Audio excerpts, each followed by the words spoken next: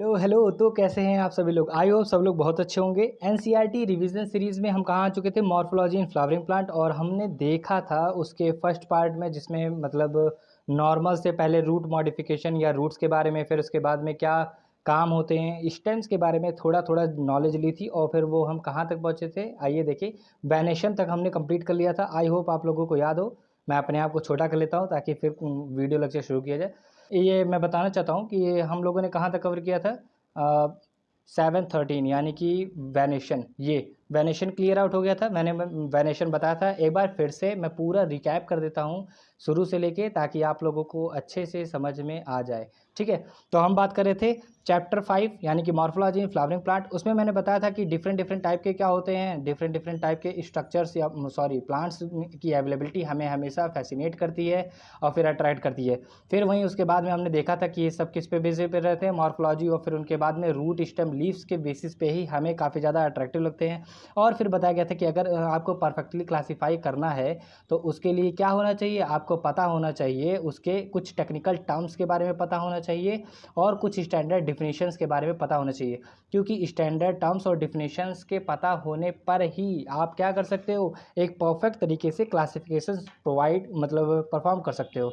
फिर आगे और भी पॉसिबल वेरिएशंस थे, जानने के लिए इनमें वेरिएशंस आए थे, सॉरी मैं वेरिएशंस आए थे। और वेरिएशंस किस बात पे आए थे, अडेप्टेबिलिटी के बेसिस पे आए थे। एनवायरनमेंट में वो कैसे अडेप्ट करते हैं उनके हिसाब से वेरिएशन आए थे। जैसे कुछ क्लाइंबर और फिर प्रोटेक्टिव क्लाइंबिंग स्टोरेज का काम करते हैं ना, यानी कि कुछ फूड को स्टोर करते हैं, कुछ क्लाइंबर्स होते हैं, कुछ प्रोटेक्शन के बेसिस पे, जैसे थॉर्न मॉडिफिकेशन, क्लाइंबिंग या स्टोरेज, इन सब पे मॉडिफाई हो गया था ना। फिर if you put out any video, अगर आप किसी भी वीडियो को देखते हैं तो फिर आप उसमें रूट स्टेम और लिस्ट पाएंगे। ये सारी चीज़ें मैंने बताया था। ज़रूरी नहीं है कि कुछ सब में क्या हो, सब में अवेलेबिलिटी आपको फ्लावर की अवेलेबिलिटी दिख ही जाए। ये भी मैंने अच्छे से आपको नोट डाउन करके बताया था कि नहीं बताया था। आगे बढ़ें। फिर सेकंड में हमने देखा था, सेकंड में रूट मॉडिफिकेशन था। और रूट मॉडिफिकेशन में हमने क्या पढ़ा था, सबसे पहले ये पढ़ा था कि डाइकॉट जो होता है, डाइकॉट में क्या होता है, रेडिकल की इलॉन्गेशन से हमें क्या मिलता है, टैप रूट सिस्टम प्रोवाइड होता है। और टैप रूट सिस्टम में ही विच ग्रो, जो इनसाइड सॉइल में ग्रो करता है, हाँ ठीक है। और उसी में सेवरल ऑर्डर के रूट्स भी पाई जाती हैं, जो सेकेंडरी, टर्शरी और क्वाटरनरी भी हो सकती हैं। मैंने फिर से बताया था कि जो प्राइमरी रूट होती है उससे निकलने वाले सेकेंडरी, उससे निकलने वाले टर्शरी, उससे निकलने वाले क्वाटरनरी, ऐसे बढ़ते चले जाते हैं। और ये कौन सा रूट सिस्टम होता है, ये प्राइमरी रूट सिस्टम होता है। वहीं फिर मैंने बताया था कि अगर इसका एग्जाम्पल हमने याद किया था, हाँ मस्टर्ड प्लांट होता है। फिर उसके बाद में हम मोनोकॉट्स में जब बात किए थे तो मोनोकॉट्स में हमने देखा था कि प्राइमरी रूट जो होता है वो शॉर्ट लिव्ड रहता है और रिप्लेस हो जाता है डिफरेंट डिफरेंट ढेर सारे नंबर्स के रूट से, उससे रिप्लेस हो जाता है। और वही क्या करता है, वही फाइब्रस रूट फॉर्म होता है। फाइब्रस रूट जो मेन रूट रहता है वो रिप्लेस हो जाता है, शॉर्ट लिव्ड रहता है, और फिर ढेर सारे रूट्स स्टेम के बेस से जस्ट अराइज हो जाते हैं। फिर उसके बाद में हमने इसके भी एग्जांपल्स को याद किया, जैसे वीट हो गया, मेज हो गया, शुगर केन हो गया। और ये wheat, maize, rice, sugar cane, these are the examples. कुछ मैंने दो चार बोल दिए जो बाहर के हैं, उनको भी आप चाहो तो नोट डाउन कर लो। ओके, इन सम प्लांट्स जैसे मॉन्स्टेरा, बनाना, मॉन्स्टेरा ग्रास, मॉन्स्टेरा और बनियान ट्री, इन तीनों के बारे में हमने जाना था ना। ये तीनों एग्जांपल्स मैंने याद कराया था अच्छे स्टार मार्क पॉइंट बोल के। क्यों, क्योंकि ये बहुत ज़्यादा ज़रूरी है। मैंने बताया था ये सारे क्वेश्चंस मैं फॉर्म कर रहा हूँ, तो वही चीज़, ये तीनों एग्जांपल्स आप याद कर लीजिएगा। किसके, ये एडवेंटिशियस रूट्स के एग्जाम्पल है। एडवेंटिशियस रूट्स क्या होते हैं, एडवेंटिशियस रूट्स वो होते हैं कि रेडिकल को छोड़ के अगर कहीं और से भी रूट फॉर्मेशन हो जाता है तो उसे हम एडवेंटिशियस रूट्स कहते हैं। आई होप क्लियर हो गया होगा। आगे बात करें, देखो यहाँ पे लिखा है, then radical is called adventitious root. Root radical को छोड़ के अगर कहीं और से रूट निकलता है तो वो क्या हो जाता है, एडवेंटिशियस रूट हो जाता है। उसके हमने एग्जांपल्स देख लिए। फिर उसके बाद में मस्टर्ड एग्जांपल देखा है, जो मस्टर्ड एग्जांपल किसका है, वो टैप रूट सिस्टम का है। फिर उसके बाद में फाइब्रस रूट सिस्टम के भी हमने एग्जांपल्स देखे हैं, जो वीट प्लांट हो गया, मेज हो गया, ये सारी चीज़ें। और उसके बाद में मेन फंक्शंस हमने देखे थे, क्या होते हैं, एब्जॉर्प्शन ऑफ वाटर मिनरल, दूसरा एंकरेज प्रोवाइड करता है, तीसरा रिजर्व फूड मटेरियल की तरह, और फिर चौथा प्लांट ग्रोथ रेगुलेटर्स भी सेक्रेट करता है। PGRs plant growth regulating hormone secretion भी होता है। फिर थर्ड में हमने देखा था रीजन्स रूट के कौन कौन से होते हैं। तो रीजन ऑफ मेरिस्टेमेटिक एक्टिविटी पहला देखा था, रीजन ऑफ इलांगेशन और रीजन ऑफ मैच्योरेशन, तीनों के बारे में बताया था कि ये जो होता है रूट कैप जो होता है ये थिम्बल लाइक स्ट्रक्चर होता है और ये कवर किसको करता है, ये टेंडर एपेक्स को कवर करता है। ठीक है, ये जो रूट कैप है वो थिम्बल लाइक स्ट्रक्चर है और उसके बाद में ये कवर किसे करता है, ये टेंडर एपेक्स को कवर करता है। यही क्या करता है, सॉइल में जगह बनाता हुआ नीचे जाता है और उसी की just millimetres, not centimetre, not micrometre, not nanometre, मैंने फिर से बताया था क्योंकि ऐसे ही क्वेश्चन आएंगे, तो इसलिए मिलीमीटर्स के नीचे जस्ट मिलीमीटर ऊपर अगर जाते हैं तो हमें मेरिस्टेमेटिक एक्टिविटी का जोन दिखता है, जहाँ पर क्या होता है सेल्स कंटिन्यूटी डिवाइड कर जाते हैं और ढेर सारे सेल्स फॉर्मेशन यहीं पे होते हैं। फिर उसी के ऊपर देखेंगे तो रीजन ऑफ मतलब क्या होता है, इनके बारे में हमने जाना था, मेरिस्टेमेटिक एक्टिविटी परफॉर्म करने वाले सेल्स के बारे में तीन खासियत बातें देखी थी कि वो छोटे होते हैं, दे आर स्मॉल, देखो यहाँ पे लिखा है वेरी स्मॉल, और उसके बाद में थिन वाल होते हैं और साथ साथ डेंस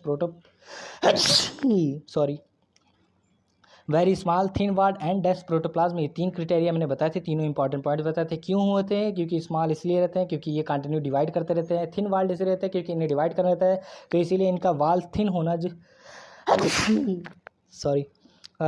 थिन वाल होना ज़रूरी है। ठीक है, ताकि जल्दी से डिवाइड कर जाए या इजीली डिवाइड कर जाए। फिर डेंस प्रोटोप्लाज्म, क्योंकि ये इमेच्योर फॉर्म सेल्स होते हैं तो इसीलिए वैक्यूल फॉर्मेशन नहीं होने के कारण मैक्सिमम अमाउंट ऑफ प्रोटोप्लाज्म की अवेलेबिलिटी होती है। आई होप क्लियर हो गया होगा। आगे बढ़े, फिर उसके बाद में हमने देखा था इसी के जस्ट ऊपर अगर हम देते हैं तो इलांगेशन जोन होता है, इसको जूम कर लेता हूँ थोड़ा सा ताकि आप लोगों को और अच्छे से दिखे। तो वहीं हमने बात की थी फिर रीजन ऑफ इलांगेशन की, तो रीजन ऑफ इलांगेशन में हमने क्या देखा था रीजन ऑफ इलांगेशन में हमने यही चीज़ देखी कि उसके जस्ट कुछ अगर मिलीमीटर्स यानी कि रीजन ऑफ मेरिस्टेमेटिक एक्टिविटी के जस्ट ऊपर आते हैं तो ये वाला पोर्शन जो होता है इसे हम क्या कहते हैं, इसे हम कहते हैं रीजन ऑफ इलांगेशन। ये जो पोर्शन है, ये जो आप प्लांट का पार्ट देख रहे हो ना, इसे रीजन ऑफ इलांगेशन कहते हैं। और रीजन ऑफ इलांगेशन के बारे में मैंने बताया था कि सेल क्या होता है, इनलार्ज होना शुरू हो जाता है, सेल बड़े होने लगते हैं, तो इसीलिए यही रिस्पॉन्सिबल होता है ग्रोथ के लिए। Not meristematic activity, not meristematic zone is responsible for growth. Growth के लिए रिस्पॉन्सिबल कौन है, रीजन ऑफ इलांगेशन। ध्यान रखना क्योंकि ये क्वेश्चन डेफिनेटली ऐसे ही आता है और आप गलत करके आ जाएंगे, ये मुझे लग रहा है। तो इस लगना क्या है, ऐसे ही मतलब मैंने भी अपने प्रिपरेशन टाइम में गलतियाँ की हैं। आगे बढ़े, फिर सेल्स ऑफ इलांगेशन जो वही मतलब ये धीरे धीरे क्या होते हैं, परमानेंट हो जाते हैं और परमानेंट होके वही धीरे धीरे और मैच्योर हो जाएंगे। फिर रूट हेयर फॉर्मेशन होने लगता है। रूट हेयर मतलब रूट जो होती है यूनिसेलुलर होती है, मैंने पहले बताया था। रूट हेयर यूनिसेलुलर होती है और रूट हेयर का फॉर्मेशन कहाँ से होता है, रीजन ऑफ मैच्योरेशन होता है।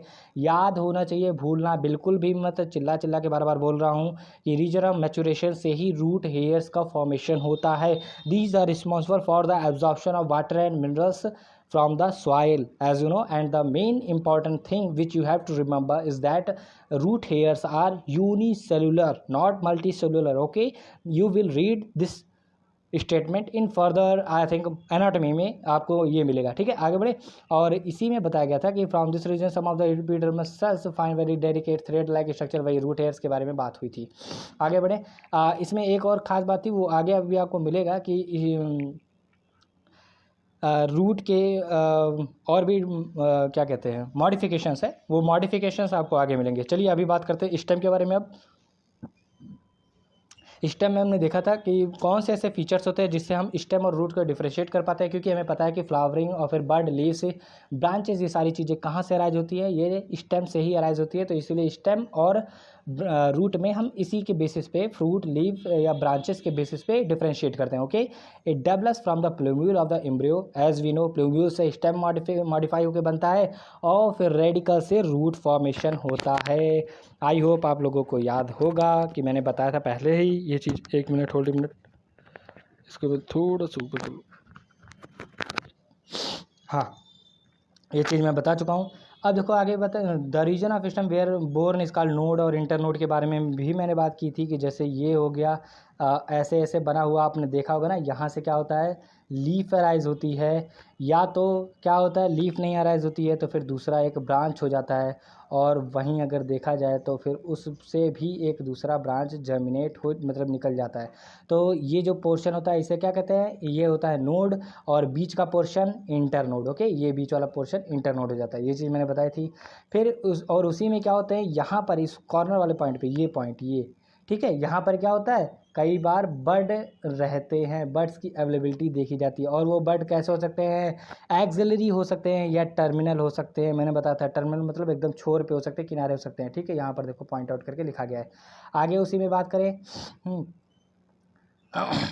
stem is generally green when young and leaf later often become woody and dark brown. The main function of the stem is to spreading brown. हाँ, ये बहुत ज़्यादा काम की बात मैंने बताई थी कि मेन फंक्शन जो होता है स्टेम का वो क्या होता है, वो होता है spreading out branches, bearing leaves, flower and photosynthesis. Water mineral conduct करना या मतलब फूड वगैरह को कंडक्ट करना ये तो उसका काम है ही, लेकिन मेन फंक्शन क्या है ये आपको ध्यान होना चाहिए। तो मेन फंक्शन इसका क्या है, spreading out branches and leaves. Okay, आगे बात करें, 4 हो गया। फिर 5th में हमने देखा था, देखो स्टिप्यूल के बारे में मैंने बताया था कि स्टिप्यूल कहाँ से अराइज होता है। स्टिप्यूल हमेशा जो होता है पेटियोल और फिर उसके बाद में मेन एक्सिस के बीच से अराइज होता है। एक्सिलरी बड भी वहीं पे अवेलेबल रहता है। पेटियोल क्या होता है, जिससे लीफ जुड़ी होती है उसे पेटियोल कहते हैं। और इसका देखो किनारे वाला जो पार्ट है, ये पार्ट इसी को हम क्या बोलते हैं, लेमाइना बोलते हैं, ठीक है, ये किनारे वाले पार्ट को, ठीक। और लीफ बेस क्या हो गया, जहाँ पे पेटियोल मतलब फिक्स्ड होता है। ये सारी चीज़ें मैंने बता दी थी। आगे उसी में बात करें, लीफ जनरली कैसा होता है, फ्लैट एंड स्ट्रक्चर होता है और फिर डेवलप नोड पे ही डेवलप होता है। एक्सिलरी बड वो बियर कर सकता है, वही एक्सिलरी बड बाद में फ्लावर या ब्रांच का फॉर्म ले सकते हैं। देखो बड लेटर डेवलप्स इनटू ए ब्रांच, वही बाद में कैसा हो सकता है, ब्रांच का मतलब फॉर्म ले सकता है। Shoot apical meristem and arrangement is acropetal order. इनका लीव्स का जो अरेंजमेंट होता है या मतलब इन शूट एपिकल मेरिस्टेम्स का जो अरेंजमेंट होता है वो कैसा होता है, एक्रोपेटल ऑर्डर में होता है। ये मैं रैपिडली बता रहा हूँ इसीलिए थोड़ा सा आगे आधी आधी चीज़ें बताता चल रहा हूँ। कुछ और अच्छे से इलैबोरेट करना है तो फिर मतलब डीपली उसमें चले जाइए, मैंने लेक्चर प्रोवाइड कर दिया है। Okay, they are the most important vegetative as we know, leaf are the most important vegetative, वही मैंने बताया था। फिर उसके बाद में अटैच होते हैं, ये सारी चीज़ें हमने बात कर ली थी। मोनोकॉट के बारे में मैंने बताया था कि शेथ होता है जो क्या करता है, लीफ जो होता है वो स्टेम को पार्शियली कवर करके भी रखता है। मोनोकॉट के केस में पेटियोल जो रहता है इलोंगेटेड पार्ट रहता है, जो किसको, लीफ को फ्लैटर करने के लिए, सॉरी ब्लैडर कर रहा हूँ, फ्लैटर करने के लिए, फ्लैटर करने में प्रोवाइड हेल्पफुल रहता है, ठीक। और उसी को हम पेटियोल का होता है लॉन्गेस्ट पार्ट होता है जो लॉन्ग सा ऐसा मतलब लंबा रहता है, देखो दिख रहा है ना यहाँ पे, वही हो गया। इसका मेन इफेक्ट क्या रहता है भाई, कूलिंग प्रोवाइड करता है ना। कूलिंग कैसे प्रोवाइड करता है, कूलिंग ऐसे प्रोवाइड करता है कि जैसे ही लीफ ऐसे झड़झड़ाएगी ना या हवा आने पे थोड़ा हिले डुलेगी तो उससे क्या होता है, उसके गैस एक्सचेंज होते हैं और ऊपर की जो गर्म हवा होती है वो हट जाती है, ठंडी हवा वहाँ पे आ सकती है, ये चीज़ होता है। There is a middle power prominent vein वगैरह के बारे में हमने बात किया था ना, वीन्स जो होती हैं, बीच वाली वीन हो गई, उसके बाद में किनारे वाली वीनलेट्स हो गए। ये सारी चीज़ें ऐसे मैंने बताई थी ना, ये सारी चीज़ें मैं डिस्क्राइब कर चुका हूँ और ट्रांसपोर्ट के लिए काफ़ी ज़्यादा ज़रूरी होता है। और वाटर मिनरल ये सारी चीज़ें ट्रांसपोर्ट होती हैं, हम बात कर चुके हैं। आगे उसी में फिर मैंने वेनेशन के बारे में भी बताया था कि ये कैसा वेनेशन है, ये है रेटिकुलेट। कैसा, रेटिकुलेट, ठीक। और ये कैसा है, ये है पैरेलल वेनेशन, ये पैरेलल है। अब मैंने बताया था कि पैरेलल मतलब मोनोकॉट, जो मोनोकॉट रहेंगे वो कैसे रहते हैं, मोनोकॉट में पैरेलल वेनेशन पाया जाता है और रेटिकुलेट वेनेशन डाइकॉट्स में पाया जाता है। हालांकि दोनों के एक एक एक्सेप्शन भी है। कमेंट करके बताइएगा जिसको जिसको पता होगा, अगर नहीं पता होगा तो मैं उसे अच्छे से बता दूंगा। आई होप, चलिए आगे बढ़ते हैं। तो ये हो गया रेटिकुलेट वेनेशन, पैरेलल वेनेशन। दो टाइप के वेनेशन लीव्स में पाए जाते हैं। जो भी डाइकॉट होंगे यानी कि उनके कॉटलीडेंस को अगर आप देखें तो फिर दो कॉटलीडेंस जिस भी सीड में आपको मिलेंगे उसके लीव्स को आप अच्छे से समझ सकते हैं कि उसमें क्या होगा, वीन्स के साथ साथ वीनलेट्स की अवेलेबिलिटी इस टाइप में होगी। और एक मतलब एक मेन प्रोमिनेंट वीन होगा जो कि काफ़ी ज़्यादा मोटा होगा, बाकी सारे टेढ़े मेढ़े मतलब एक जाल लाइक कवरिंग, जाल की तरह मतलब बन जाएगा। लेकिन वही पैरेलल वेनेशन में सब के सब देखो पैरेलल ही गए, देखो देखो ये देखो देखो देखो सब पैरेलल जा रहे हैं, देखो देखो सब पैरेलल है कि नहीं। तो ये पैरेलल वेनेशन हो गया। ओके, और पैरेलल वेनेशन किस में पाया जाता है, मोनोकॉट्स में पाया जाता है। तो ये चीज़ भी क्लियर कर ली थी हमने। आगे बढ़ते हैं, हम आगे बात करेंगे टाइप्स ऑफ लीव्स। अब यहाँ से हमें शुरू करना है। ओके, ये तो हमारा रिवीजन था। अब ये कुछ बच्चे ये सोचेंगे कि यार 14 मिनट का तो रिवीजन करा दिए, आपको मेन कंटेंट क्या है, मेन चीज़ क्या है कि आपको याद होना चाहिए ना हर चीज़। तो याद होने के लिए टाइम को बिल्कुल भी मत देखो, कंटेंट देखो कि कंटेंट क्या मेरी मेमोरी में सेट हो रहा है। अगर नहीं सेट होगा, आप केवल टाइमिंग के अकॉर्डिंग चलोगे तो आपको 10 बार वही लेक्चर देखना पड़ेगा। फ़ायदा क्या है, आखिर टाइम तब भी आप लॉस करोगे। तो इससे अच्छा एक बार देखो, लेकिन ऐसा कि मेमोरी में सेट करो। तो ये टाइम वाइम का चक्कर छोड़ दो, ठीक है। आगे बात करें, अब देखो लीफ के बारे में जब हम बात करेंगे, a leaf is said to be simple. Leaf को हम सिंपल कब कहेंगे? सिंपल हम तब कहेंगे जब उसका लेमाइना, मैंने बताया था किनारे वाले पार्ट जो रहते हैं उनको लेमाइना कहते हैं। जैसे ये एक लीफ बन गया, ठीक है, वो बड़ा अच्छा बनाया हूँ मैं, अच्छा है बेकार है। तो ये जो किनारे वाला बना है ना, ये इसे लेमाइना कहते हैं, ठीक है। वेन लेमाइना इज इंटायर, देखो इंटायर है ये। और वेन इंसिस्ट, इंसिस्ट मतलब थोड़ा थोड़ा ऐसे धसा हुआ होना, ऐसे कटे कटे रहते हैं ना, ऐसे ऐसे ऐसे ऐसे कटे कटे रहते हैं, आपने देखा होगा। कई ऐसे भी लीव्स होते हैं जो कटे हुए रहते हैं, थोड़े थोड़े किनारे से धसे हुए रहते हैं। तो वही कह रहा है कि इंसिस्ट है, इंसिस्ट मतलब धसे हुए। Insist the incision do not touch the mid rib, यानी कि ये जो धसाव है वो मिड रिब तक नहीं पहुंचना चाहिए। बस अगर मिड रेंज तक पहुंच गया, जैसे देखो रैच, ये वाला जो बताया नीम का एग्जांपल दिया है, इसमें मिड तक पहुंच गया, इसीलिए तो सारी पत्तियां अलग अलग हो गई। इसमें भी देखो मिड तक पहुंच गया इंसिजन। तो अगर मिड रेंज तक पहुंच गया तो वो क्या हो जाएगा, वो कंपाउंड हो जाएगा। नहीं पहुंचता है तब वो कैसा रहेगा, सिंपल। ओके, यहाँ तक क्लियर हो गया।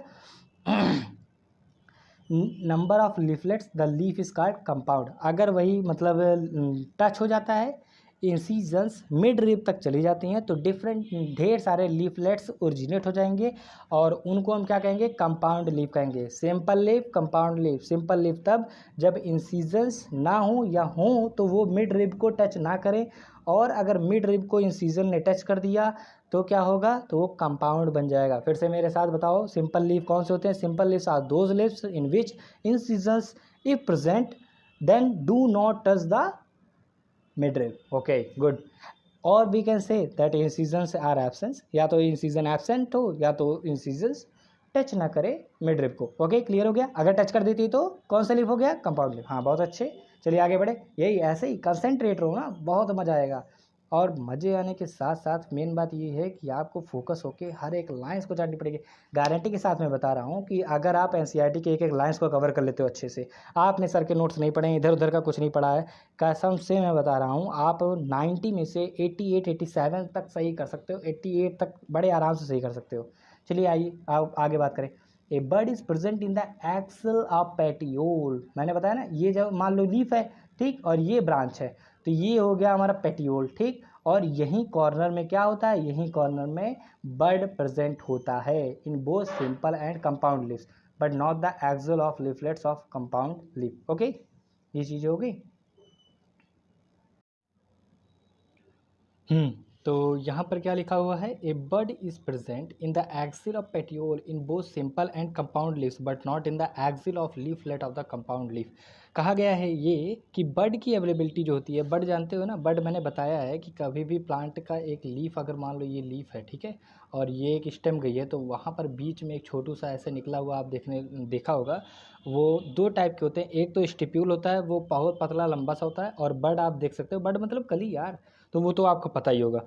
तो बर्ड कहाँ पर प्रेजेंट होता है, इन द एक्सिल ऑफ पेटियोल। यही पेटियोल हो गया, ये वाला जो पोर्शन है यहाँ तक लीफ के बाहर का, ये पेटियोल हो गया, axle of petiole in both simple and compound leaf. यानी कि सिंपल लीफ हो जिनके इंसिजन्स मिड रिब को टच नहीं करते उन्हें सिंपल लीफ कहते हैं, और कंपाउंड लीफ जिनके इंसिजन्स मिड रिब को टच कर जाते हैं उसे क्या कहते हैं, उसे हम कहते हैं कंपाउंड लीफ। ओके, तो चाहे सिंपल लीफ हो चाहे कंपाउंड लीफ हो, दोनों के केस में यही रहता है कि एक्सिल ऑफ पेटियोल में क्या पाया जाता है, बर्ड की अवेलेबिलिटी प्रेजेंट होती है। बट वहीं देखा जाए लीफलेट्स में ये अवेलेबल नहीं होते। ये रहे ना, ये सारे जो छोटे छोटे दिख रहे हैं ना, ये क्या है, ये लीफलेट्स हैं। और लीफलेट्स के अगर कॉर्नर में देखोगे, वहाँ पर पॉइंट में देखोगे, तो आपको बर्ड की अवेलेबिलिटी नहीं मिलेगी। बर्ड की अवेलेबिलिटी कहाँ मिलती है, लीफ और स्टेम के बीच में, यानी कि पेटियोल के और स्टेम के बीच में। जैसे मैं फिर से बना दूँ कि मान लो ये ब्रांच है, ठीक है, ऐसे ब्रांच छोटी सी, और यहाँ से ये ऐसे निकला, ये ठीक है, ये हमारा हो गया लीफ, ठीक। देखो मस्त बन रहा है लीफ काफ़ी ज़्यादा।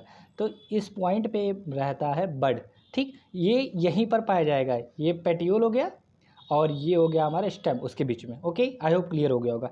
तो कहाँ नहीं प्रेजेंट होता है? लीफलेट के एक्सिल पे नहीं प्रेजेंट होता है, बट सिंपल में प्रेजेंट होता है। सिंपल लीफ में हाँ, कंपाउंड लीफ में हाँ, ठीक है। स्टार मार्क पॉइंट है, क्वेश्चन है भाई, क्वेश्चन है, ठीक है। आगे बढ़े। The compound leaves may be of two type, ठीक है। अभी तो सिंपल लीफ हम पता चल गया, कंपाउंड लीफ भी पता चल। कंपाउंड लीफ दो टाइप के होते हैं, पिन्नेटली कंपाउंड लीफ, पहला तो ये हो गया, और दूसरा पाल्मेटली कंपाउंड लीफ। और वो दिया कहाँ है, मैं पेन बदलूँ तो, and number of leaflets are present in pinnately compound leaf, a number of leaflets are present on the common axis, जिसे क्या कहते हैं हम, रैचिस। याद रखना, बोलना मत, ये जो रहा रैचिस। तो ये नीम जो एग्जाम्पल दिया गया है, ये किस चीज़ का, ये कौन सा एग्जाम्पल है? ये नीम एग्जाम्पल है, नीम है पिन्नेट का example. Okay, I hope clear होगा। ये पिन्नेट का है और ये पाल्मेट का है। पिन्नेट मतलब एक कॉमन पॉइंट, एक कॉमन एक्सिस होना चाहिए, उससे ढेर सारे जब लीव्स अराइज होंगे, लीफलेट अराइज होंगे, तो उसे हम क्या कहेंगे, पिन्नेटली कंपाउंड। और जब सारे लीफलेट्स एक ही पॉइंट से अराइज हुए होंगे, तो उसे हम क्या कहेंगे, उसे हम कहेंगे पाल्मेटली कंपाउंड लीफ। ओके, दोनों के दोनों में देखो इन सीजन्स जो है मिड रिब को टच कर गई हैं, दिख रहा है कि नहीं? ये देखो दोनों मिड रिब, ये मिड रिब हो गई और मिड रिब को टच कर गई, तो इसीलिए लीफलेट्स के फॉर्म में अरेंज हो गई। और वहीं मिड रिब को नहीं टच करती तो कौन सी लीफ कहलाती? Simple leaf. बहुत अच्छे, गुड। यही चीज़ें हैं, आपको ध्यान से बस अपने अंदर, मतलब यूँ समझ लीजिए कि जितने भी लाइंस हैं वो आपके मेमोरी में सेट होने चाहिए, ठीक है। चलिए, concentrated, be concentrated, which represent the mid rib of the leaf. वही ये मिड रिब, रैचिस क्या रिप्रेजेंट कर रहा है? Midrib. तो ऐसे डायरेक्ट क्वेश्चन आते हैं कि rachis represent midrib, veinlet वगैरह वगैरह। तो फिर इसीलिए ये भी एक क्वेश्चन आपका फॉर्म हो गया, ठीक है, star mark pointed. Palmately compound leaves में देखा जाए, the leaflets are attached at the common point. ये रहा ना, ये कॉमन पॉइंट है, ये कॉमन पॉइंट है, यहाँ पर ये अटैच्ड है सारे। और उसे क्या कहते हैं, वो पेटियोल ही होता है असल में, ये पेटियोल ही तो है पूरा, पेटियोल। एग्जाम्पल यहाँ पर सिल्क कॉटन, तो नीम, सिल्क कॉटन दोनों अलग अलग है, pinnately compound leaf, palmately compound leaf, दोनों के एग्जाम्पल्स बताए गए हैं, ठीक है। 7th complete. आगे बढ़े, 8 नंबर। अब क्या बन रहा है, फिल्लोटैक्सी, फिल्लोटैक्सी या फाइलोटैक्सी। मैं वैसे ही थोड़ा मतलब हंसी मजाक के लिए या ऐसे ही बोलता ही था ताकि याद हो जाए जल्दी से। तो चलिए आगे देखें। Phyllotaxy, phyllotaxy is the term of arrangement of leaves on stem on branch. बहुत अच्छी बात भैया, ये तो स्टार पहला ही क्वेश्चन मिल गया हमें।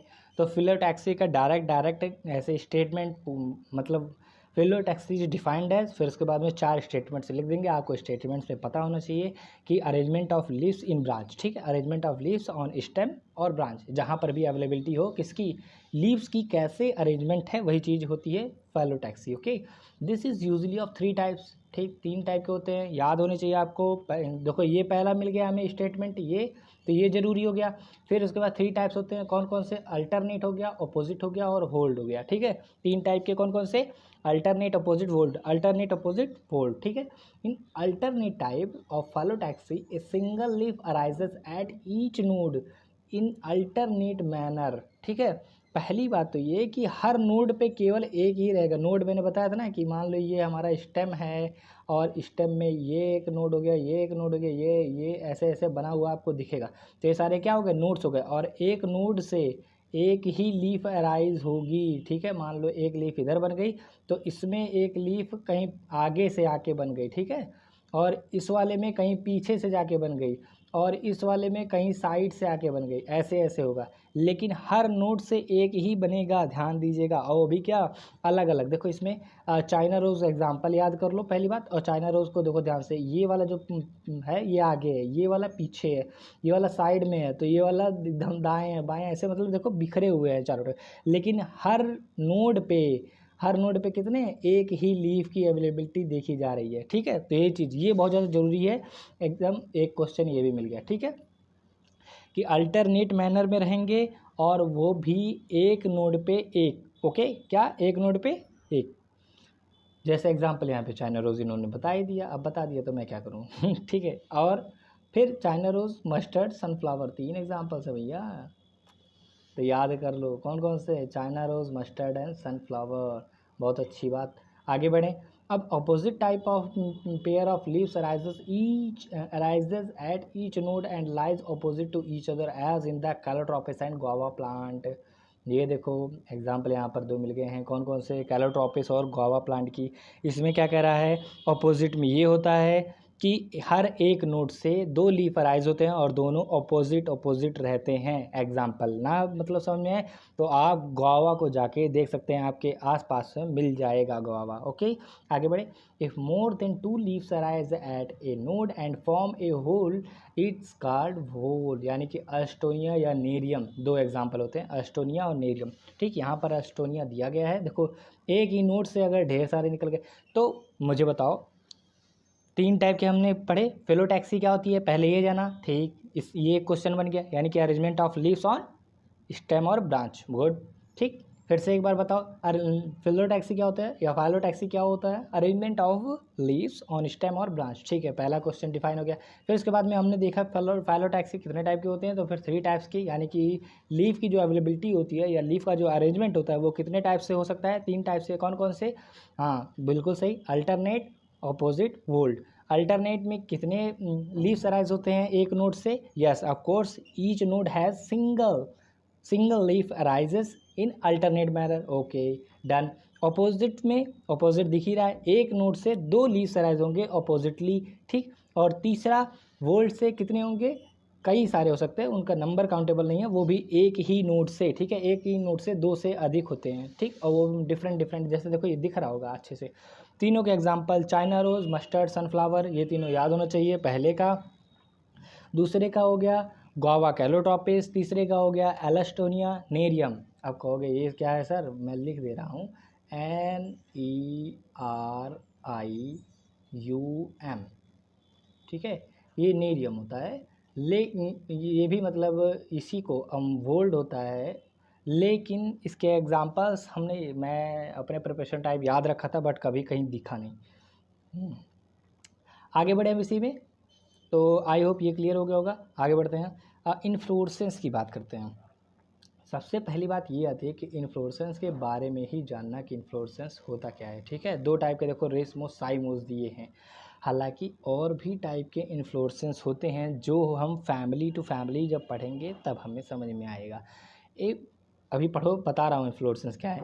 A flower is a modified shoot, हमें पता है फ्लावर असल में क्या होता है, मॉडिफाइड शूट होता है। अब ये भी क्वेश्चन ऐसे डायरेक्ट स्टेटमेंट वाइज पूछ लेगा, तो आप जब कभी नहीं पढ़े रहोगे तो आपको कैसे पता चलेगा कि ये स्टेटमेंट सही है कि नहीं। तो एक पॉइंट तो ये आपको मिल गया, फ्लावर हमेशा क्या होता है, स्टेम का ही मॉडिफाइड पार्ट है। ठीक है, flower. Okay, where in the shoot apical meristem changes to floral meristem. वही क्या होता है, शूट का मतलब शूट एपिकल मेरिस्टेम जो होता है वो फ्लोरल मेरिस्टेम में चेंज होता है। फ्लोरल मतलब ढेर सारे फ्लावर्स को देखो गुच्छे बन गए हैं, और इनमें क्या हो रहा है, कंटिन्यूस डिविजन्स होता रहता है, ढेर सारे मतलब बनते रहते हैं। Internodes do not elongate and the axis gets condense. Internode मतलब दो नोड के बीच की जो जगह होती है वो इलांगेशन में परफॉर्म नहीं करती है, इसीलिए ढेर सारे मतलब एक्सिस धीरे धीरे कंडेंस होती जाती है। जैसे ये देखो कितने सारे निकल गए, एक ये निकला, एक इधर निकला, एक इधर निकला, एक इधर निकला, और ये सभी जितने भी निकले हैं हर नोड से निकले हैं, और इंटर नोड जगह कम रहेगी तो सारे के सारे सटते हुए चले जाएंगे। तो ये हुआ क्या, असल में होता है बर्ड्स का ढेर सारा एक गुच्छा आपने देखा होगा ना, उसी को क्या कहते हैं, उसी को इन्फ्लोरेसेंस कहते हैं। अब वो डिफरेंट टाइप के होते हैं, डिफरेंट टाइप के, यहाँ पर हमें 2 टाइप के पढ़ने हैं। ठीक है, आगे अभी बात करेंगे। The apex produces different kinds of floral appendages. देखो वही अपेक्स जो हो गया वो कई तरह के फिर फ्लोरल अपेंडेजेस को प्रोड्यूस करेगा laterally at successive nodes instead of leaves. हर नोड पे परफॉर्म मतलब निकलते रहते हैं। When a shoot tip transforms into a flower it is always solitary. भाई ये ना, ये लाइन जो है ना हमेशा याद रखना, भूलना मत। ठीक है, स्टेटमेंट याद रखना, सॉरी क्या क्या आ गया है, जब भी एक शूट टिप ट्रांसफॉर्म होगा किसी फ्लावर में तो वो हमेशा कैसा रहेगा, सोलिटरी रहेगा। ठीक, अकेला रहेगा। क्या मैंने कहा, जब भी कोई शूट टिप ट्रांसफॉर्म होता है फ्लावर में, यानी कि फ्लावर में वो चेंज होगा तो वो हमेशा कैसा रहेगा, सोलिटरी रहेगा। ओके, बोलना बिल्कुल नहीं। The arrangement of flowers on the floral axis termed as inflorescence. हमें मिल गया, यानी कि यहाँ पर जाके मिला, क्या मिला, एग्जैक्ट इन्फ्लोरेसेंस का डिफिनेशन कह सकते हैं क्या? Arrangement of flowers on the floral axis is termed as inflorescence. But वहीं अगर पीछे हम जाकर देखें तो हमने phallotacsis is the arrangement of leaves, where is inflorescence is the arrangement of flower on floral axis. Okay, and in phallotacsis arrangement of leaves on stem on branch. ठीक है, दोनों के बीच में ऐसे डायरेक्ट दिया रहेगा, दोनों का आपको अच्छे से डिफिनेशन पता होना चाहिए, कई बार बच्चे कंफ्यूज हो जाते हैं, तो इस चीज़ को ध्यान देना। ठीक है, depending on whether the apex gets developed into a flower और continues to grow, two major type of inflorescence are defined. किसके बेसिस पे हैं कि जो अपेक्स है वो डेवलप करके कंटिन्यू, ये देखो ये कंटिन्यू ग्रो करता जा रहा है, कि जो ऊपर का अपेक्स मतलब हमारी लैंग्वेज में अगर देखा जाए, अपनी लैंग्वेज में उसे क्या कहते हैं, पुलुई कहते हैं, शायद वो आप लोग ना जानते हो, मे बी मतलब टर्मिनल पॉइंट। तो वो एक्सिस अगर टर्मिनेट हो जा रहा है डिफरेंट डिफरेंट फ्लावर्स में, तो उससे हम कहेंगे साइमोस टाइप ऑफ इन्फ्लोरेसेंस। मतलब ऐसे देखो बिखर जाए एक पीरियड के बाद, वो और फर्दर ग्रो ना करे, उन्हीं में से ढेर सारे निकलते हुए टर्मिनेट हो जाए, तो उसे हम कहते हैं कौन सा, उसे हम कहते हैं साइमोस। देखो एग्जाम्पल यहाँ पे ये नीचे वाला है, और जब वो एक ऊपर टर्मिनल हमेशा ग्रो करता रह जाए, ग्रो करता रह जाए, ग्रो करता रह जाए, ग्रो करता रह जाए, तो उसे क्या कहते हैं, रेसमोस। यानी कि अब भूलने के लिए मैं ये कह सकता हूँ कि जब फ्लावर्स या बर्ड्स का अरेंजमेंट ऐसा होने लगे कि कंटिन्यू बर्ड्स निकलते जा रहे हैं और फिर इलोंगेशन होता जा रहा है, तो उसे हम क्या कहते हैं, रेसमोस इन्फ्लोरेसेंस। यानी कि रेस लगा रहा है भैया, भागता चला जा रहा है, भागता चला जा रहा है। आप तो नहीं भूलोगे ना? हाँ, रेस मतलब जिसमें टर्मिनेशन नहीं होता। आगे बढ़ो, अभी यहाँ पे लिखे हैं अच्छे से एग्जैक्ट पॉइंट्स, मतलब लाइंस लिखी हैं, उन लाइंस को हमें याद करनी है। ठीक है, तो depending on the whether two type हो गया, एक हो गया रेसमोस और एक हो गया cymose. Okay, racemose type of inflorescence को जब हम देखेंगे तो inflorescence is the main axis continues to grow. यही देखो मेन एक्सिस जो है वो हमेशा ग्रो करती चली जा रही है, इसीलिए हमेशा इलांगेशन होता चला जा रहा है। ठीक है, the flowers are borne on lateral in an acropetal succession. Acropetal मतलब साइड साइड साइड साइड, ऐसे मतलब साइड निकला फिर साइड निकला फिर साइड निकला, ऐसे ऐसे सीक्वेंस। ठीक है, यूं यूं यूं यूं ऐसे ऐसे निकलते हुए चले जाएंगे। ठीक है, ऐसे ऐसे। आई होप क्लियर हो गया होगा।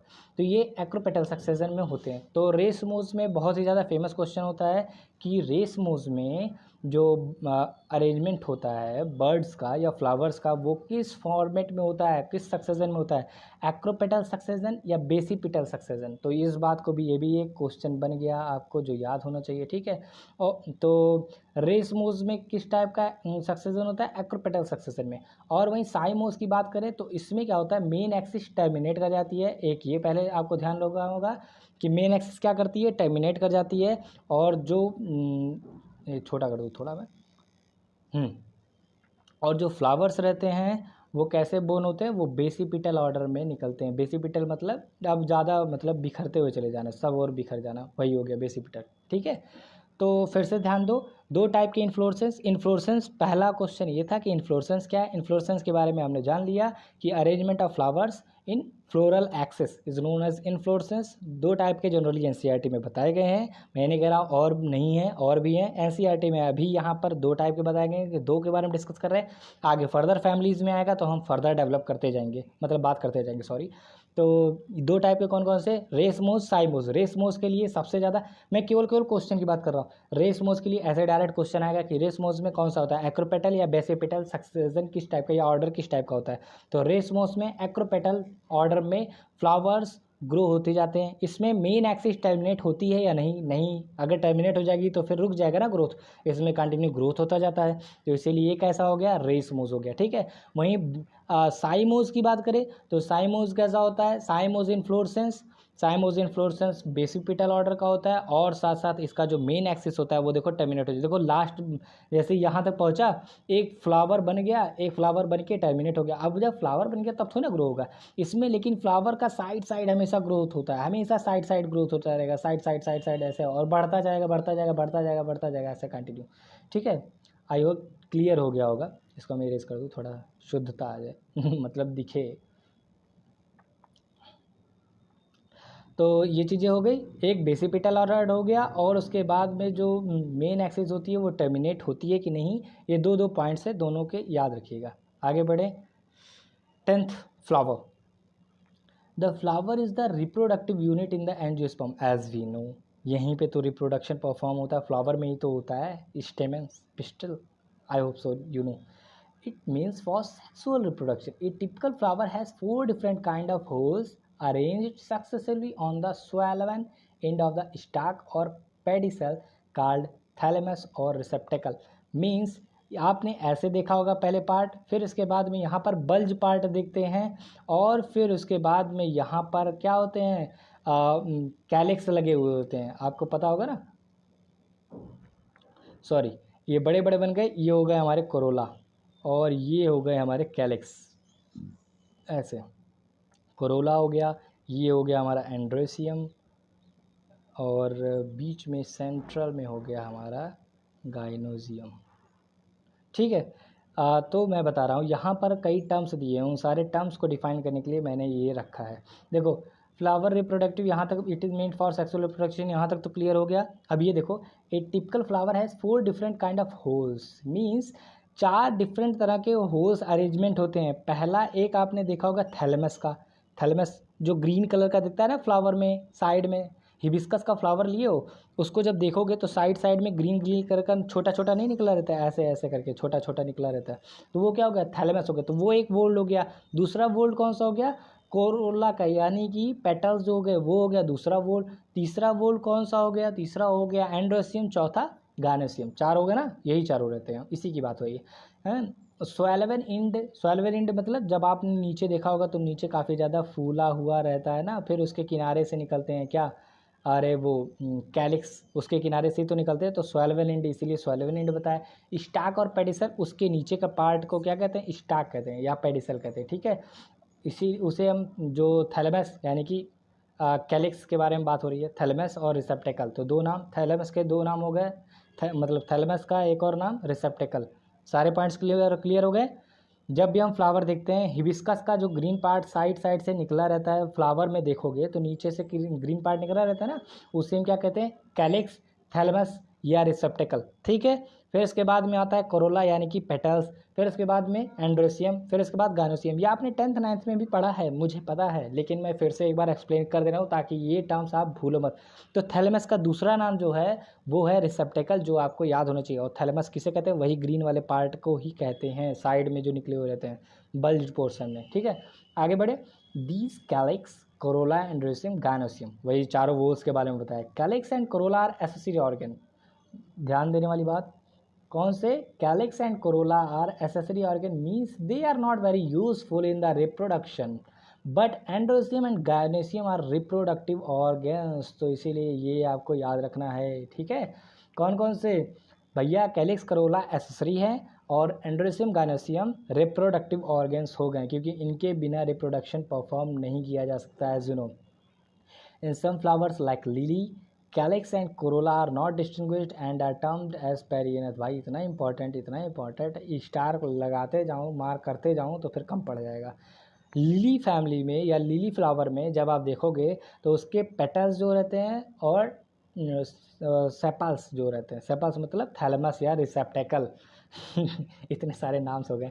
तो थैलेमस और साथ साथ कोरोला जो होते हैं वो जैसे मतलब कहाँ, मैं फिर से बताना चाहूँगा, ये मान लो मैंने बनाया, ठीक, कैलिक्स, और ये हमने बड़ा सा कोरोला बना दिया। कोरोला मतलब पंखुड़ियाँ बहुत बड़ी बड़ी होती हैं, वो दोनों आपस में क्या होती हैं, सटी हुई रहती हैं, चिपकी हुई रहती हैं, मतलब एक दूसरे में मॉडिफाई हो जाती हैं, तो उसे हम क्या नया नाम देते हैं, पेरियंथ। ठीक है, भूलना मत। लिली फैमिली में किसकी अवेलेबिलिटी, पेरियंथ। पेरियंथ क्या होता है, हाँ, कैलिक्स और कोरोला फ्यूज होते हैं, और उसी का दूसरा नाम क्या दे दिया गया, perianth. When a flower has both androecium and gynoecium it is bisexual.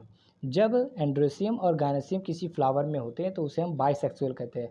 मोनेसियस किसे कहते हैं, मोनेसियस कहते हैं जब मेल और फीमेल रिप्रोडक्टिव या मेल और फीमेल दोनों एक ही में पाए जाते हैं तो उसे मोनेसियस कहते हैं। लेकिन bisexual is the term which is only use for flower, whereas monoecious and dioecious are the terms which are use to clarify that an organism has availability of both male and female or not. Okay, a flower having either only stamens or only carpels is unisexual. Okay, किसी भी flower के पास a flower having either only stamen और only carpel is unisexual, अगर केवल एक ही है या मतलब मान लो गैनेसियम की अवेलेबिलिटी है या एंड्रोसियम की अवेलेबिलिटी है, दोनों में से केवल एक ही अवेलेबिलिटी है तो उसे हम क्या कहेंगे, यूनिसेक्सुअल। अगर दोनों की अवेलेबिलिटी होगी तो बाइसेक्सुअल। ओके, आगे चले। हाँ, फिर देखिए अब बात आती है सिमेट्री की। इन सिमेट्री द फ्लावर में बी एक्टिनोमॉर्फिक, जाइगोमॉर्फिक। ठीक, ये दो टाइप की सिमेट्री मैंने मतलब देखी गई है। एक्टिनोमॉर्फिक होता है रेडियल सिमेट्री, भैया याद करते चलो, याद करते चलो। सिमेट्री मतलब उसको काटेंगे तो इक्वल पार्ट्स में डिवाइड होना, उसे सिमेट्री कहते हैं। ठीक है, तो अगर एक्टिनोमॉर्फिक है कोई फ्लावर, फ्लावर की ही बात हो रही है, फ्लावर में सिमेट्री देखी जा रही है। एक्टिनोमॉर्फिक है यानी कि उससे हम कई जगह से काट सकते हैं। Let assume I have something to show you. I hope आप लोगों को दिख रहा होगा, यहाँ कॉर्नर में देखें तो ये एक फ्लावर है, मतलब फ्लावर देखो पंखुड़ी जैसा बना है ना, तो इसको अगर मैंने बेस पे ऐसे रख दिया, ठीक है, लेट अज्यूम, मैं एक शो कर देता हूँ आपको, अच्छे से क्लियरिफाइड दिखे जाएगा। दिखा कि नहीं, नहीं दिख रहा। ये चीज़ तो इसको सॉरी ये तो अभी इसको क्या करेंगे, अगर हम ऊपर से यहाँ से काटते हैं तब भी इक्वल पार्ट्स में कटेगा, यहाँ से काटे तब भी इक्वल पार्ट में, यहाँ से तब भी इक्वल पार्ट, यहाँ से तब भी इक्वल पार्ट, तो ऐसे इक्वल ही ये कटना है। कई पार्ट्स में हम काट सकते हैं ना, कहीं से भी रख के, तो उससे हम कौन सी सिमेट्री कहेंगे, एक्टिनोमॉर्फिक, यानी कि रेडियल सिमेट्री कहते हैं। यानी कि हम कितने भी पार्ट्स में हॉरिजॉन्टल मतलब वर्टिकल अगर उसे काटते हैं तो वो इक्वल पार्ट्स में डिवाइड हो जाएगा। ठीक है, तो उसे हम क्या कहते हैं, एक्टिनोमॉर्फिक या रेडियल सिमेट्री के फ्लावर्स। और भाई जाइगोमॉर्फिक क्या होता है, zygomorphic let assume I have something to show you, this is just a box. Okay, इसको हम कैसे काट सकते हैं, एक ही पार्ट से काट सकते हैं ना, मतलब अगर हमने इसको ऐसे रख के ऐसे ही केवल काट दिया तो फिर केवल हॉरिजॉन्टली ही काट सकते हैं ना, वही चीज़ें मैं बता रहा हूँ। तो ये कौन सा हो गया, ये जाइगोमॉर्फिक, जब आप एक ही प्लेन से काट पाओ और दो इक्वल पार्ट्स में ऑर्गेनिज्म या मतलब फ्लावर डिवाइड होता है केवल दो इक्वल पार्ट्स में, तो उसे हम कहेंगे जाइगोमॉर्फिक या bilateral symmetry. And when many planes passes to divide anything then it will be known as actinomorphic और रेडियल सिमेट्रिकल फ्लावर और ऑर्गेनिज्म। ठीक है, लेट एज्यूम कि मैं आपको एक बना देता हूँ, ये देखो ये है, ऐसे मान लो फ्लावर ऐसे बना हुआ है। ठीक, अभी इसको डिवाइड हम कैसे कर सकते हैं, यहाँ से हाँ, यहाँ से इसे हम डिवाइड कर सकते हैं, ऐसे ऊपर से लेके आए ऐसे हमने काट दिया, तो एक ये हो गया, एक प्लेन ये हो गया, एक प्लेन ये हो गया, एक प्लेन ये हो गया, एक प्लेन ये हो गया। देखो कितने सारे प्लेन्स आ रहे हैं ना जिससे हम काट सकते हैं, उसे इक्वल पार्ट्स में बनेगा। वहीं लेकिन अगर मान लो हमारे पास कुछ ऐसा है, ऐसे है, ठीक है, ये सॉरी ये तीसरा वाला है, तो इसको हम कैसे काट सकते हैं कि इक्वल, अगर हम ऐसे काटेंगे ऐसे काटेंगे तो क्या कटेगा भाई, इधर देखो स्पेस बहुत ज़्यादा हो जाएगा, इधर स्पेस कम रहेगा, तो ये नहीं हो सकता। हमें केवल और केवल यही एक प्लेन मिलेगा, आधा लीफ ये कट जाए आधा आधा और ये एक एक लीफ इधर इधर आ जाए, तब तो एक ही प्लेन मिल रहा है, तो इसे हम क्या कहेंगे, बायलेटरल सिमेट्री, इसे कहेंगे एक्टिनोमॉर्फिक या रेडियल सिमेट्री। ठीक है, आई होप क्लियर हो गया होगा। तो ये चीज़ यहाँ पे बताया गया, दो टाइप के फ्लावर्स को दिया गया, उसके एग्जाम्पल्स बताए गए हैं। और आपने एनिमल किंगडम में भी इसको पढ़ा होगा, अगर एनिमल किंगडम अभी तो मैंने नहीं बताया, हालांकि अगर आपने कहीं से पढ़ा होगा तो फिर आप जान जाओगे, तो ये चीज़ मैं बता रहा हूँ। चलो ठीक, आगे बढ़े। तो इक्वल रेडियल हाफ्स में जब वही करते हैं, radial plane passing through the centre it is said to be actinomorphic, मतलब जब कई दो पार्ट्स में डिवाइड हो but many multiple planes can cut it then it said to be actinomorphic. Examples बहुत ज़्यादा ज़रूरी हैं, भूल के भी मत भूलना। ठीक है, मस्टर्ड, धतूरा, चिली। ठीक है, when it can be divided into two similar halves only in one particular vertical plane, जब एक ही particular plane से केवल उनको दो पार्ट्स इक्वल पार्ट्स में डिवाइड किया जा सके तो उसे हम क्या कहते हैं, जाइगोमॉर्फिक फ्लावर कहते हैं। एग्जांपल्स पी, गुलमोहर, बीन, केसिया। और उसके बाद में एसिमेट्री, यानी कि कोई उसमें सिमेट्री ना पाई जाए, कहीं से भी काटो इक्वल पार्ट्स में नहीं कटेंगे, तो उसे हम क्या कहते हैं, उसे हम कहते हैं मतलब एसिमेट्रिकल फ्लावर ही हो गया। एग्जाम्पल उसका याद रखो, कैना। ठीक, तो पी, गुलमोहर, बीन, केसिया ये हो गए एग्जाम्पल्स हमारे जाइगोमॉर्फिक के। कैना हो गया एग्जाम्पल हमारा एसिमेट्री का। ठीक है, और मस्टर्ड, धतूरा, चिल्ली ये किसके हो गए, एक्टिनोमॉर्फिक के। ठीक है, ए फ्लावर में भी सॉरी ये मैं थोड़ा सा इरेज कर दूँ इसे, a flower may be ट्राइमेरस, tetramerous और पेंटामेरस, ये तो हम जानते ही होंगे। ट्राइमेरस, टेट्रामेरस और पेंटामेरस हो सकते हैं ना। ट्राइमेरस मतलब 3 के सेट में अगर फ्लावर वो पंखुड़ियाँ हों तो ट्राइमेरस हो गए। 3 और 3 की मल्टीपल्स, 4 या 4 के मल्टीपल्स, 5 और 5 के मल्टीपल्स। 5 और 5 मतलब 5 हो या तो 5 के मल्टीपल में हो। टेट्रामेरस मतलब 4 हो या 4 के मल्टीपल में हो। ट्राइमेरस मतलब 3 हो या 3 के मल्टीपल में हो। ठीक है, तो उस फ्लावर्स को हम ऐसे ऐसे नाम देते हैं, trimerous, tetramerous, pentamerous. When the floral appendages are multiple of 3, 4, 5, वही बताया गया ना। फ्लावर्स विद ब्रैक्ट्स, ब्रैक्ट्स क्या होते हैं? ब्रैक्ट जब भी फ्लावर हम देखेंगे तो उसके साइड में निकले हुए रहते हैं, उन्हीं को ब्रैक्ट कहते हैं। Bract reduced found in the base of the pedicel called the bracteate, and without bract ebracteate. जब ब्रैक्ट प्रेजेंट होगा ब्रैक्टिएट, ब्रैक्ट एब्सेंट होगा तो ebracteate. And this bract availability is at the base of the pedicel. Pedicel मतलब अगर ये flower है आपका तो ये जो स्टाक होता है उसे हम पेडिसल कहते हैं, और उसके बेस पे हमें मिलेगा क्या? ब्रैक्ट। ठीक है, आई होप क्लियर हो गया होगा। आगे चलें 11, 12। अब ये क्या है? Based on the position of calyx, corolla, androecium, gynoecium. एक मिनट, पेन चेंज कर लूँ। हाँ, based on the position of calyx, corolla, androecium in the respect of ovary or thalamus, the floral are described as hypogynous, perigynous, epigynous. 3 type के और हैं जो हमें याद करने हैं।